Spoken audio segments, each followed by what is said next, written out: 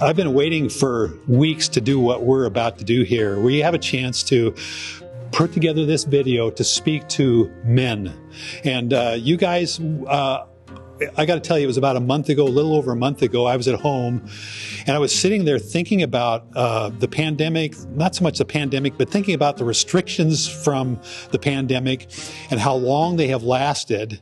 And it's been 10 and a half months or something like that. By the time you see this video, probably 11 months of restricting how we live our lives, keeping us from living in the ways that we're used to.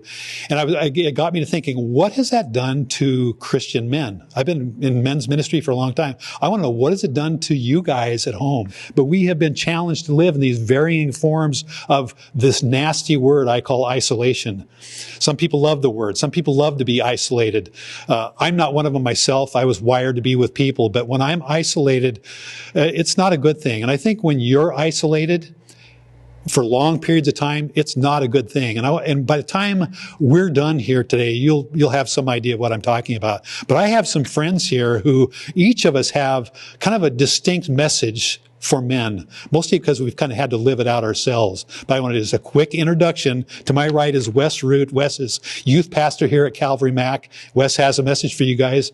We're blessed to have Ken Ramey, who's with the Billy Graham Evangelistic Association. If you've been around this area, you know Ken well. Ken, thank you for being here with us. So appreciate it. And this next guy, he's the guy who sold my house for me and helped me get into my new house. A great realtor and a really good friend, Jacob Hemstreet. So Jacob's going to have some things to share too. And so I'm excited. So I'm going to pass it on to Wes. Wes, here you go. Thanks, Dan. Yeah, you mentioned the word isolation. Yes. And I think this pandemic definitely has only cultivated isolation. It goes without saying. And now that we're hopefully coming out of isolation and out of this pandemic, at some point, we need to kind of get back to normal.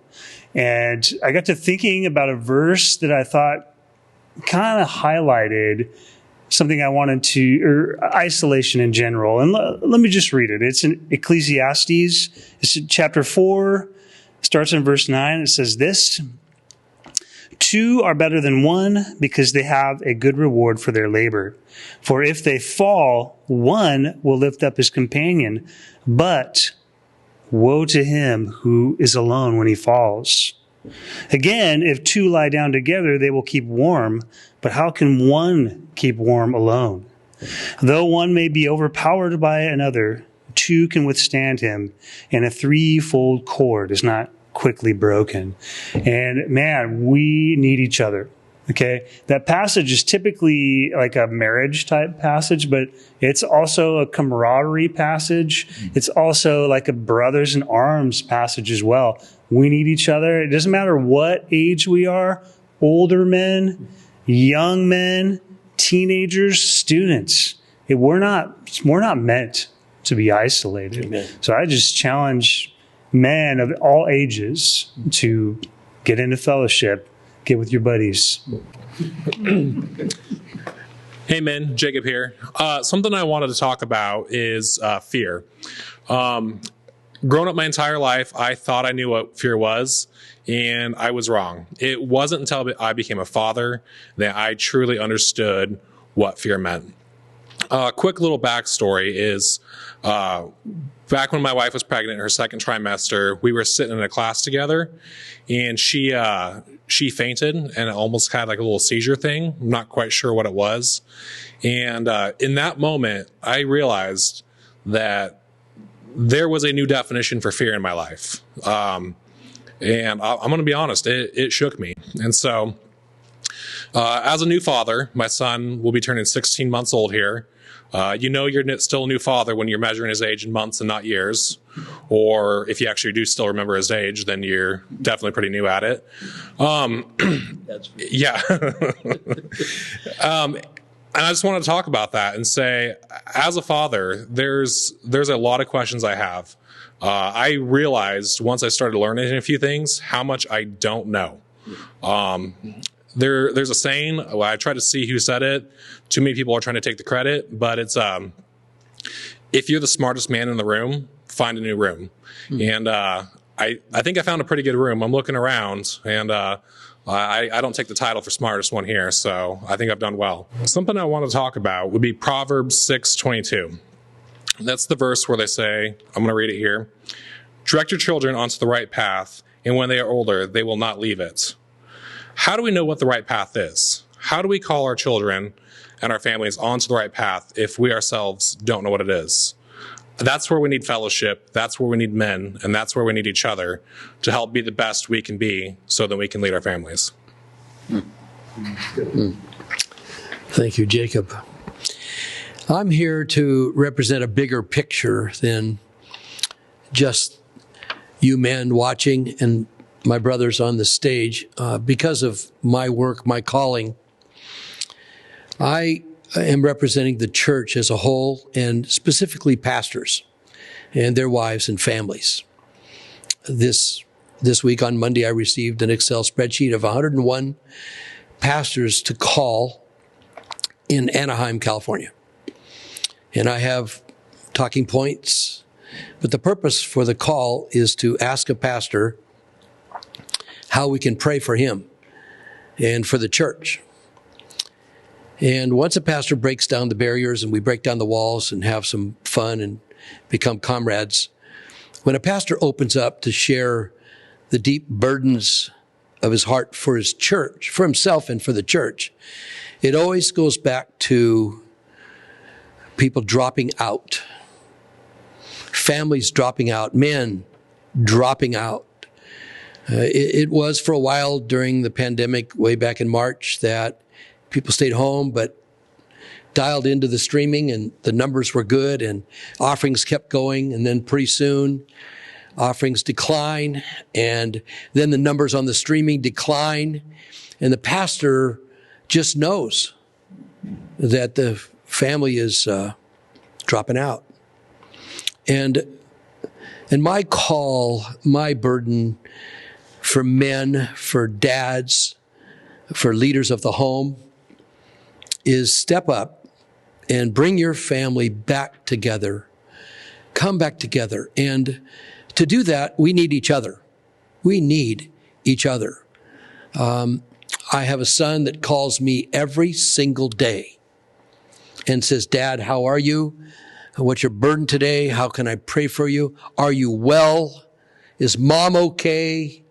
Just going on. And do you know how much that warms my heart? And if he doesn't call, I wonder what's wrong with my son. I miss it. He hasn't called yet today, but he will.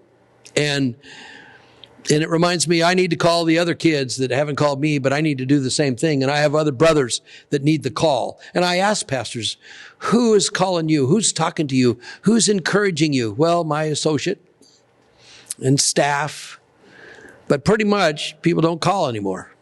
Pretty much, we've just become alone and separated. And so my burden for the men, the brothers in arms, the Christian men, the fathers, the dads, a single man of Calvary Chapel Mac, is that we need each other. I need you, you need us, we need each other. Because if we don't hang together, if we don't encourage one another, then we're going to drop out. And we lose when we drop out. And your pastor loses when you drop out. And your church loses when you drop out.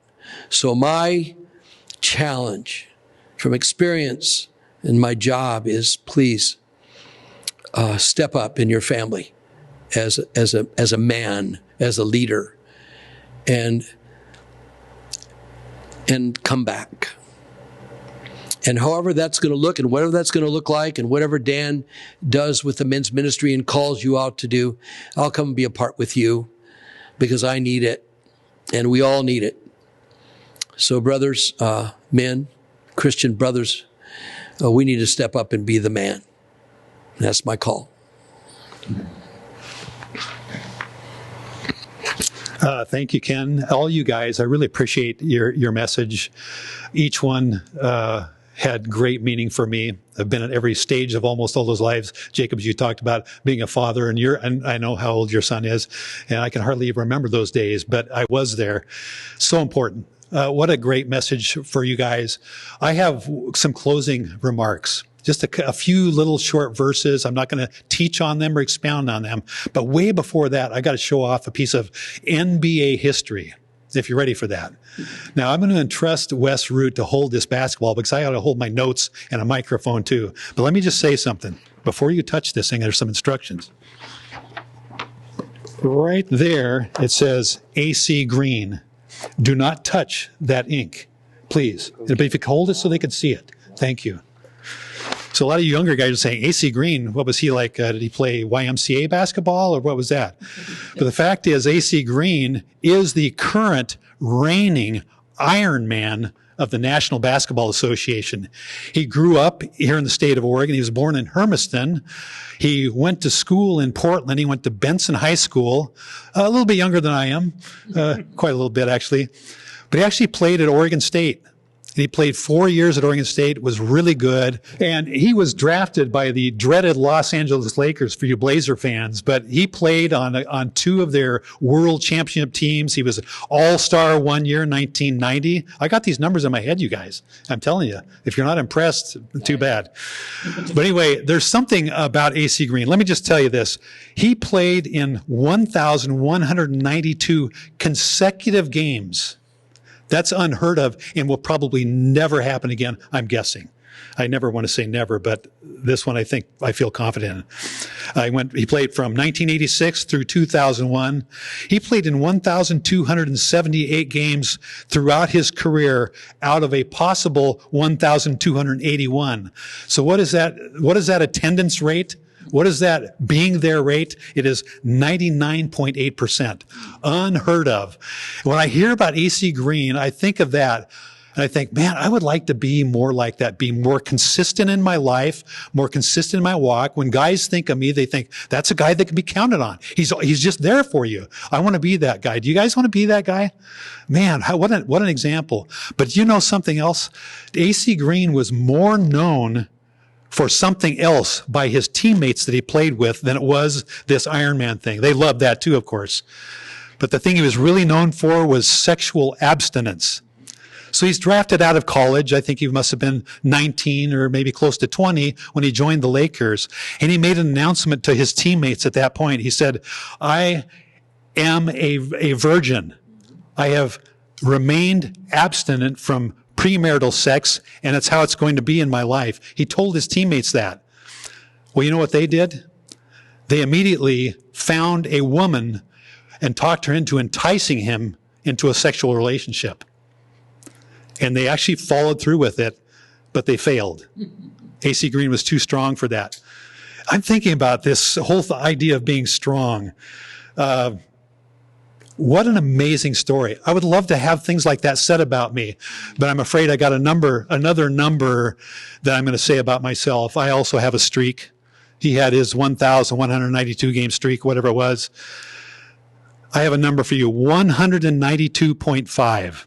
That's my streak. By the time you see this video, I will have watched every single Super Bowl on record. Ken, you're me too. Same way with Ken. These other guys, no way. So that's 192 and a half hours. I figured about 3.5 hours a game, if you include commercials and whatnot, to sit on my keister watching football, just the Super Bowl. And what I don't want to talk about now, and we're not going to talk about now, is all the other basketball games, football games, baseball games that I've sat and watched in my lifetime. It's embarrassing. And I got to thinking about time management. I got to thinking about what should I be doing with my time? And I think, man, that number 192 and a half hit me really hard. And then I got to thinking about this. And I was also thinking about you guys too in our lives. And I was thinking about here we are living this restrictive life for the last year. And I'm wondering if you could measure how were you doing 1 year ago compared to how you're doing right now in your life, in your walk with God, in your relationship with your wife, in your relationship with your children, with your neighbors, with your children's friends. How are you doing in all that? And I don't want to like pick a scab open here and make it painful for you guys. I'm not trying to beat anybody up here because I just surrendered myself to 192 and a half hours of sitting on my keister watching football, right? But I do want to say here, the Apostle Paul had some things to say. He said something in Ephesians 5 here that was really good. Be very careful then how you live, not as unwise, but as wise, making the most of every opportunity because the days are evil. I love what he said there. Be very careful then how you live. And then he goes and talks about having wisdom. He talks about, taking advantage of the opportunities you get. Okay, that's awesome. But there's more to that there. He has something else to say in 1 Corinthians chapter 16, verse 13, about how do you live. And he said it in these words, very succinct words. He said, be on the alert, stand firm in the faith, act like men, be strong. What does he mean, act like men? I actually looked it up. It means be courageous. That's what we're called to do, you guys. And I'm just saying, after the year we've had, it's time to come together. We need each other. It says in Hebrews chapter 10, verse 25, it says, let us not give up meeting together as some are in the habit of doing, but let us encourage one another. And all the more as you see the day approaching. The day is capitalized. It means his second coming, his return. Oh man, what a mandate for us. We talk about mandates we get from the governor about restrictions. We have higher mandates, you guys. We have higher mandates. So what do we do now? And here's where I close this up with something kind of a challenge for every one of you guys. What do we do now? Well, James wrote in chapter 5, verse 16 of his letter, he said this. He said, confess your sins to each other and pray for each other so that you may be healed. The prayer of a righteous man is powerful and effective.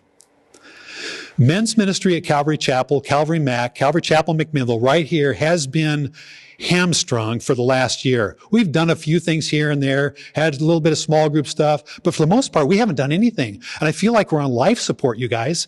What are we going to do about it? And I got one word for you. We're going to pray. We're going to get together and we're going to pray.